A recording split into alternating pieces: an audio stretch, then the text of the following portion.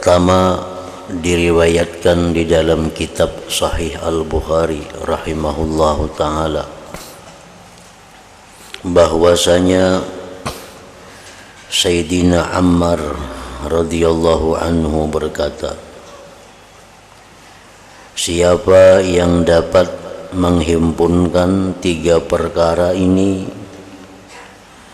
maka bermakna ia telah menghimpunkan segala bahagian iman.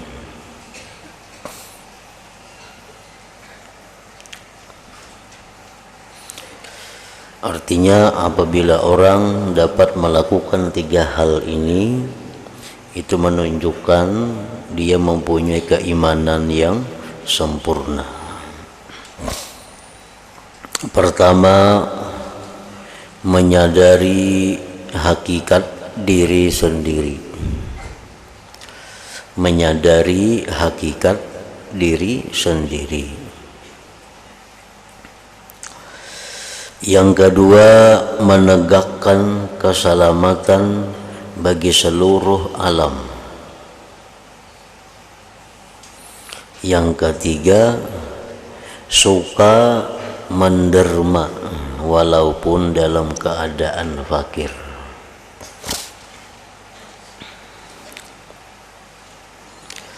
Sebenarnya di dalam tiga perkara tersebut telah terhimpun segala kebaikan dunia dan akhirat.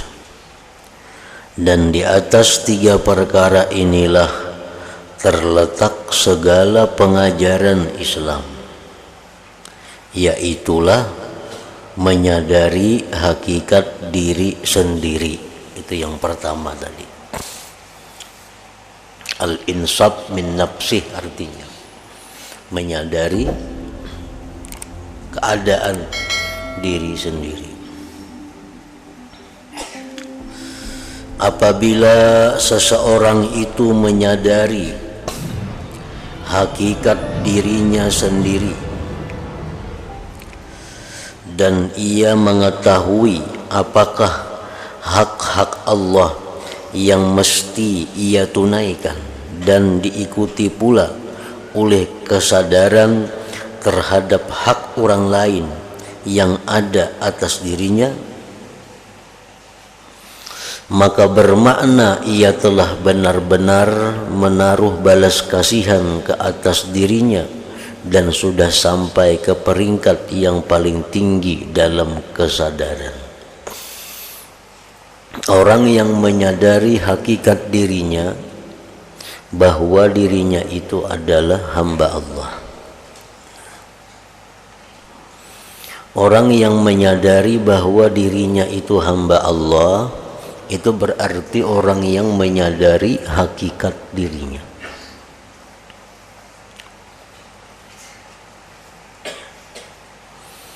Nah, lalu apabila orang itu menyadari hakikat dirinya, yaitu bahwa dia mengakui, merasakan bahwa dirinya itu hamba Allah, tentu ada tugas dan kewajiban bagi seorang hamba itu kepada tuannya.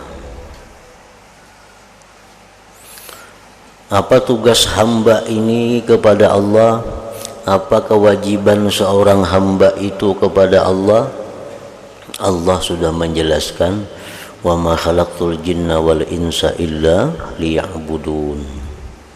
Tidak aku jadikan jin manusia melainkan mereka itu untuk beribadat kepadaku. Nah, jadi ibadat itulah sebenarnya kewajiban seorang hamba kepada Allah. Ibadat itulah sebenarnya hak Allah yang ada pada diri kita. Nah, apabila seseorang itu menyadari bahwa tugasnya itu sebagai hamba adalah beribadat, maka berarti dia sadar dengan hakikat dirinya sendiri. Dan ini merupakan pokok dari segala-galanya.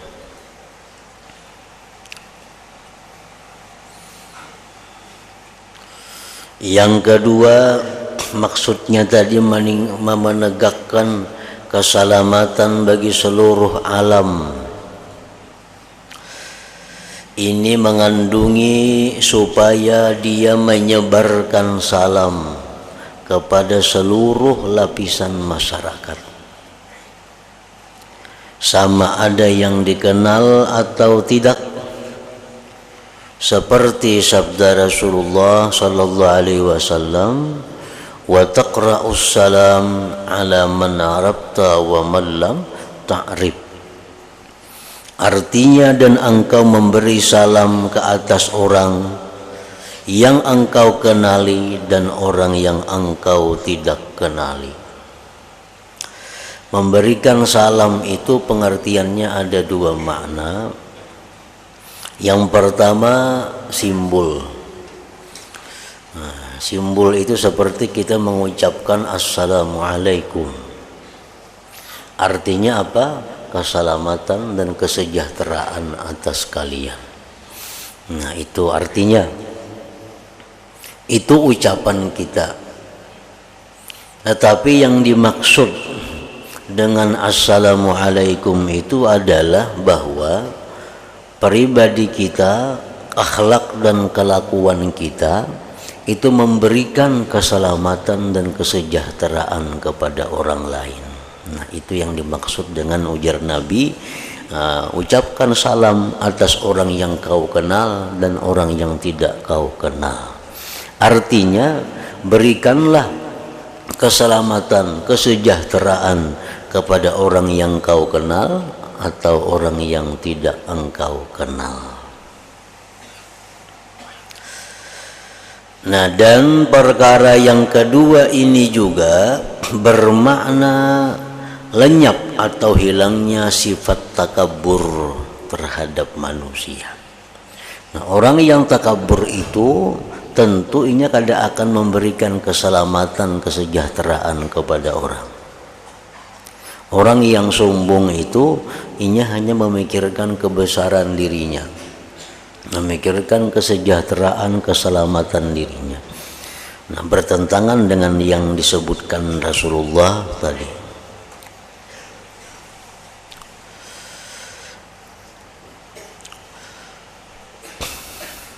Dan tidak mengangkat diri daripada mereka. Ini juga bermakna ia telah bebas daripada segala permusuhan, hasad, dengki, menghina orang lain, merasa besar diri di hadapan orang lain, merasa tinggi daripada derajat orang lain. Nah, itu yang kedua. Yang ketiga, suka menderma walaupun dalam keadaan fakir. Maka ini merupakan kemuncak kemurahan. Dan Allah telah memuji mereka di dalam firman-Nya, wa yu'thiruna ala anfusihim walau kana bihim khasasah. Maksudnya, dan mereka mampu melebihkan orang lain atas diri mereka sendiri walaupun sebenarnya mereka masih memerlukannya. Jadi disebut dalam bahasa Islam al-ithar ngarannya.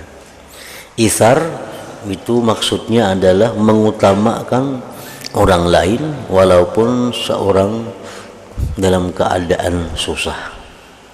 Itu lebih tinggi kedudukannya daripada sakha. Sakha itu pemurah. Pemurah itu memberikan sesuatu yang lebih daripadanya. Misal perlu pakaian 10 lembar. Nah, sekarang ini ada pakaian 11 lembar. Nah, selembar diberiakannya. Itu sakha. Itu sakha. Nah, adapun isar, inya punya pakaian 2 lembar, dipakai siang sekali, malam sebuting. Karena perlu kedua-duanya itu. Ada orang yang membutuhkan, diberikannya 1. Nah, jadi ini tinggal lagi 1. Padahal inya perlu kepada pakaian itu 2. Nah, ini ngarannya adalah isar. Tentu derajat isar ini lebih tinggi daripada derajat saha itu.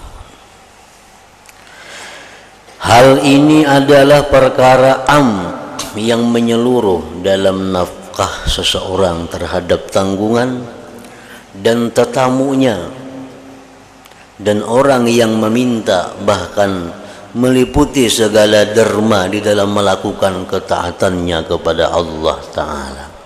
Jadi isar itu hendaknya dalam hidup kita mesti kita pernah melakukannya. Jangan hanya sekedar tahu. Kalau pemurah itu mungkin nyaman kita berisi makanan, ada lebihan kita beriakan, itu sudah pemurah. Tapi sekali-sekali kita harus merasakan isar. Isar artinya mengutamakan orang lain seorang dalam keadaan susah. Misalnya kita ada tamu atau ada apa yang perlu dibantu, padahal kita masih memerlukan itu, nah kita serahkan itu. Baik dalam pakaian, baik dalam makanan, baik dalam kendaraan, nah itu bisa isar. Kita bisa perlu kendaraan untuk menunaikan hajat kita ke pasar umpamanya. Kendaraan sebuahnya ada BIC. Lalu ada orang hendak minjam. Nah, minjam pang orang sepeda motor itu. Aman kita injami, kita berjalan nih. Nah, injami. Kada kawa rutin sekali-sekali barang supaya kita dipuji oleh Allah dalam ayat yang termasuk wa yu'thiruna ala anfusihim walau kana bihim khasasah itu. Jadi supaya fadilat amalnya pernah kita rasakan. Kita misalnya ada bisi duit 10 ribuannya, walaupun di rumah ada duit. Kalau di rumah ada duit, cuman dalam perjalanan musafir misalnya, kita bakawan, kita duit ada 10 ribu lagi habis. Nah, lalu kawan kita nih habis duit. Nah, namun kita beriakan nih, kita ngalih nih 10 ribu nih. Nah, sekali-sekali beriakan, biar kita bangalih. Nah, supaya dalam hidup kita pernah juga melakukan isar ini. Jadi jangan hanya sekedar kita biasa menyampaikan, jangan hanya kita biasa mendengar, tapi sekali-sekali kita mesti ada isar itu. Dan isar ini umum, baik kita kepada orang lain, baik kita kepada orang tua kita, baik kepada laki atau bini, baik kepada anak siapapun. Nah, kita misalnya makan baiwak. Lalu anak kita hendak makan, hendak iwak nih itu juga, namun kita unjuk, kita ada baiwak kan anak nih, nah sudah unjuk dia dua anak dah, biar kita ada baiwak makan. Nah ini isar ngarannya. Jadi sesuatu yang sangat dipuji oleh Allah Subhanahu wa Ta'ala, isar. Nah, tetapi isar ini kada semuanya dipuji, kada semuanya diberi pahala yang besar. Isar itu ada makruh. Mengutamakan orang lain itu ada yang makruh. Dalam hal apa? Dalam hal ibadah. Al-isar bil qurabi makruhun. Isar dalam hal ibadah itu makruh. Kalau dalam ibadah kada mengenal mengutamakan orang lain, yang penting seorang. Kalau ada kesempatan seorang berdahulu, orang lain nomor dua. Itu kalau hal ibadah. Mengutamakan orang lain itu makruh. Contohnya sab pertama. Sab pertama ini sab yang mulia, yang didoakan khusus oleh Rasulullah SAW. Nah, lalu kita ada di sab kedua dengan kawan-kawan kita. Ada sab pertama kosong. Nah, kita disuruh kita nang maju, jangan menyuruh kawan. Bila kita menyuruh kawan, itu kita dibenci oleh Allah. Karena urusan ibadah kita mesti mengutamakan diri kita.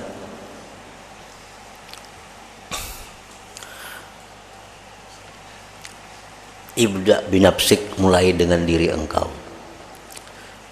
Misalnya lagi apa?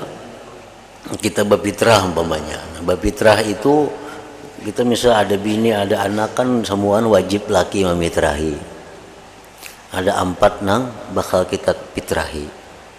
Sekarang nang baras nang kita dapat cuma ada untuk cukup satu orang. Jangan disuruh na lain. Yang jawab yang berpikiran aku kada usahain kalau dia jawab barasnya. Nah jangan kada boleh itu. Mesti seorang nang berpitra. Nah karena mengutamakan orang lain dalam hal ibadah itu makruh. Nang berpahala itu urusan duniawi.